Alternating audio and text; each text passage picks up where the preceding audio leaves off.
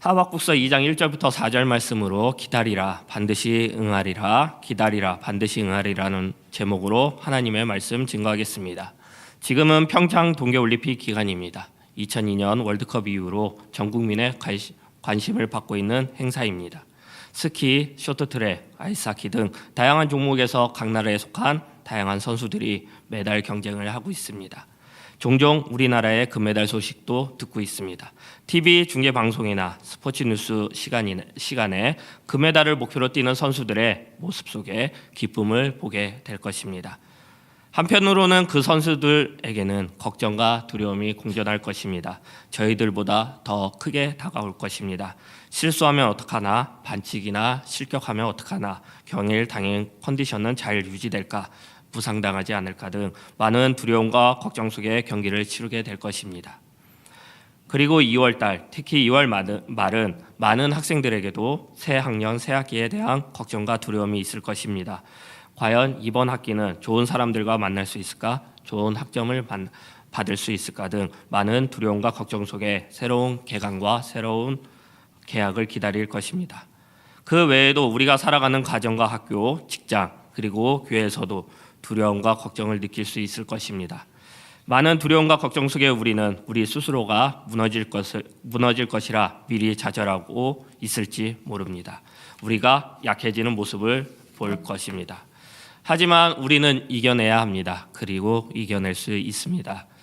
그것은 우리에게 믿음이 있기 때문입니다. 믿음은 우리의 생각과 행동을 새롭게 강하게 만들 것입니다. 믿음이 우리를 걱정과 두려움 속에서 승리와 축복으로 바꿀 것입니다. 믿음은 능력이 있습니다. 믿음은 사람을 살리고 사람을 움직이게 만드는 힘이 있습니다. 그리고 믿음은 우리에게 사명을 제공할 것입니다. 믿음이 우리를 강하게 만들 것이고 담대하게 행동할 것입니다. 올바른 믿음이 종교개혁자 루터를 통하여 종교개혁을 일으키게 됩니다. 믿음이 많은 사람들을 변화시켰으며 또한 믿음이 세계를 바꾸는 힘을 보여주고 있습니다. 믿음이 우리를 하나님의 사람으로 움직이게 하는 동기부여까지 제공하게 될 것입니다. 나무에서는 뿌리가 중요합니다. 뿌리 없는 나무는 없습니다. 뿌리가 약하면 금방 죽어버리는 나무가 될 것입니다. 눈에 보이지는 않지만 뿌리의 역할은 나무에서 중요합니다. 뿌리가 얼마나 건강하느냐에 따라 나무의 성장, 열매 모든 것을 결정하게 될 것입니다. 뿌리는 나무에게 생명의 중요한 문제가 되는 것입니다. 그만큼 우리도 나무처럼 우리를 위해 믿음의 뿌리를 세워야 합니다. 굳건하고 강한 뿌리가 고난 속에서 우리를 이기게 하고 기다리는 힘을 줄 것입니다. 걱정과 두려움 속에서 이길 것입니다. 우리는 믿음의 뿌리를 심어야 합니다.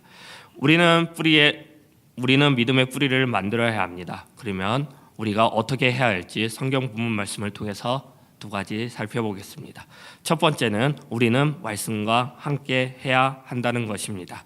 두 번째는 우리는 기다려야 한다는 것입니다. 첫 번째입니다. 우리는 말씀과 함께 말씀과 함께 해야 한다는 것입니다. 기독교는 말씀과 떨어질 수 없습니다. 우리의 신앙 속에서도 말씀과 떨어질 수 없습니다. 우리는 절대로 말씀과 떨어져서는 안 됩니다. 말씀은 중요합니다. 그것은 하나님의 말씀이기 때문입니다. 말씀을 통해 성경의 많은 인물들이 그리고 많은 신앙의 위인들이 변화되었습니다. 말씀을 통해 변화된 성도들의 많은 간증을 들었을 것입니다. 그것은 말씀의 능력이 있다는 증거들을 보여주고 있는 것입니다. 말씀 보겠습니다. 2절 말씀입니다. 여호와께서 내게 대답하여 이르시되 너는 이 묵시를 기록하여 판에 명백히 새기되 달려가면서 읽을 수 있게 하라. 하나님께서는 말씀을 통해 우리는 묵시를 기록하라고 합니다. 묵시는 하나님의 계시를 뜻합니다. 계시는 하나님의 말씀을 이야기합니다. 묵시는 결론적으로 하나님의 말씀을 뜻하기도 합니다. 하나님께서는 또 판에 명백히 새기되 달려가면서도 읽을 수 있게 하라고 합니다. 말씀을 통해 믿음의 뿌리를 만들려고 하시는 것입니다. 말씀에 달려가면서도 읽을 수 있게 하라. 생각해 보면 말씀 그대로 우리가 행동하는 것은 쉽지 않다는 것을 알 수 있습니다. 한번 해보시기 바랍니다. 달려가면서도 읽을 수 있게 하라. 쉽지 않을 것입니다. 말씀의 의미를 살펴본다면 달려가면서도 읽을 수 있게 하라는 뜻은 말씀과 떨어지지 말라, 말씀을 자주 볼 수 있게 하라, 말씀을 쉽게 볼 수 있라는 말씀의 뜻입니다. 이것은 말씀과 생활화되지 않고 할 수 없는 것들입니다. 말씀이 내 삶과 행동과 생각에 있지 않으면 할 수 없는 것들입니다. 말씀과 친숙하지 않으면 될 수 없는 것들입니다. 말씀이 외워지지 않고 자연스럽게 입에 흘러나와야 한다는 말씀의 뜻입니다. 말씀이 우리와 같이 함께 생활해야 한다는 것입니다. 우리는 말씀과 결코 떨어져서는 안 됩니다. 말씀과 함께 우리의 인생을 묶어야 합니다. 로마서 10장 17절 말씀입니다. 그러므로 믿음은 들음에서 나면 들음은 그리스도의 말씀에서 말미암느니라. 현재 말씀과 함께 하고 계십니까? 말씀을 얼마나 보고 계십니까? 그리고 이 자리에 교회에 얼마나 말씀을 많이 듣고 계십니까? 그리고 우리의 생활에 말씀과 얼마나 같이 하고 있으십니까?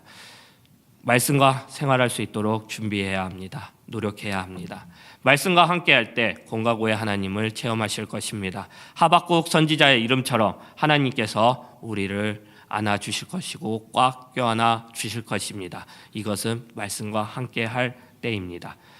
요한복음 14장 24절 말씀입니다. 평안을 너희에게 끼치노니 곧 나의 평안을 너희에게 주노라. 내가 너희에게 주는 것은 세상에 주는 것과 같지 아니하리라. 너희는 마음에 근심하지도 말고 두려워하지 말라.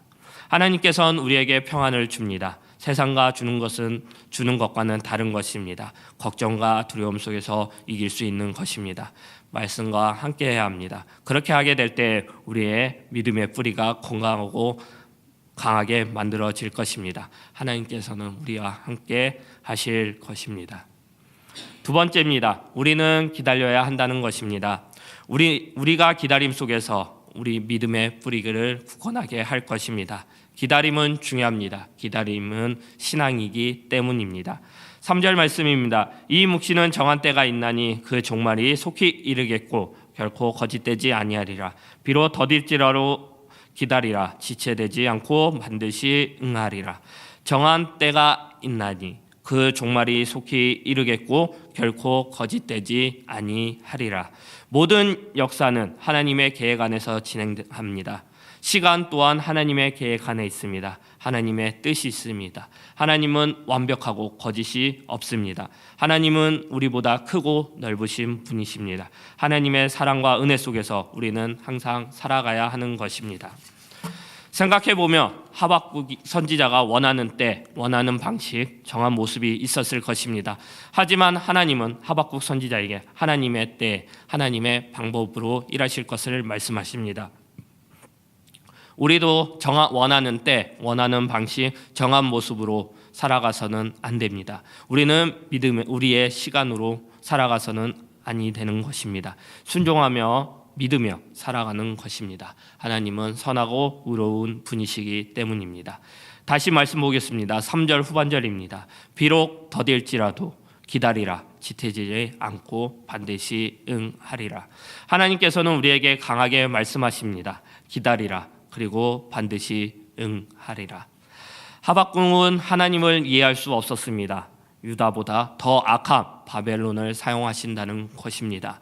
이해하지 못할 상황에서도 하나님께서는 말씀하십니다. 결국 그 말씀이 우리를 기다리게 하는 것입니다. 그리고 그 말씀이 우리에게 생명을 주는 것입니다. 하나님이 주시는 타이밍이 있습니다. 하나님은 우리에게 가장 좋은 때, 가장 좋은 것을 주십니다. 생각해보면 신앙의 상당 부분은 기다림입니다. 기다림 자체가 능력이 될 것입니다. 우리는 기다릴 줄 알아야 합니다. 우리는 기다리면 됩니다. 우리는 믿음으로 순종하면 됩니다. 하나님의 말씀대로 행동하면 됩니다. 그러면 하나님의 역사하심을 볼 것입니다. 히브리서 10장 36절 말씀입니다. 너희에게 인내가 필요함은 너희가 하나님의 뜻을 행한 후에 약속하신 것을 받기 위함이라. 우리는 기다려야 합니다. 그 이유는 하나님의 약속이 있기 때문입니다. 기다림에는 분명한 이유가 있습니다. 기다리는 것은 쉽지 않습니다. 가만히 있을 수 없는 것이 사람입니다. 그렇기 때문에 기다리는 것은 믿음인 것입니다. 기다리기 위해 기도해야 합니다. 하나님께 나아가야 합니다. 4절 말씀입니다. 보라, 그 마음은 교만하며 그 속은 정직하지 못하나 의인은 그의 믿음으로 말미암아 살리라. 기다림은 결코 나와의 싸움입니다. 나의 마음이 교만하고 정직하지 못하면 나만의 성벽을 쌓게 되는 것입니다. 그 성벽으로 인해 우리는 하나님과의 거리가 멀어질 것입니다. 그 성벽으로 인해 우리는 점점 죽음의 길로 인도되어질 것입니다. 우리는 교만한 마음으로 의를 외칠 수 있습니다. 교만한 자는 기다리지 못합니다. 기다리는 시간을 이해하지 못할 것입니다. 성경 인물 중에 사울왕은 결국 하나님의 말씀에 기다리지 못했습니다. 그리고 사울왕 자기 멋대로 행동했습니다. 그리고 결론적으로 사울왕은 하나님을 저버렸습니다. 믿음이 우리를 승리케 할 것입니다. 믿음이 우리를 강하게 만들 것입니다. 믿음 있는 사람이 기다립니다. 끝까지 버티게 만듭니다. 기다림이 우리를 살리게 될 것입니다. 시편 24편 17절 말씀입니다. 시편 27편 17절 말씀입니다. 너희는 여호와를 기다릴지어다. 강하고 담대하며 여호와를 기다릴지어다. 우리는 기다리면 됩니다. 기다림이 믿음의 뿌리를 건강하게 만들 것입니다. 기다리라, 그리고 반드시 응하리라. 하나님의 말씀입니다. 말씀 마무리하겠습니다. 우리는 많은 걱정과 두려움 속에 살아갑니다. 하지만 믿음이 이겨낼 것입니다. 우리는 하나님의 말씀과 함께 해야 합니다. 그리고 기다리면 되는 것입니다. 하나님의 말씀과 기다림으로 믿음을 강하게 하는 홍대세교회 성도님이 되시기를 기도합니다. 찬송가 546장입니다.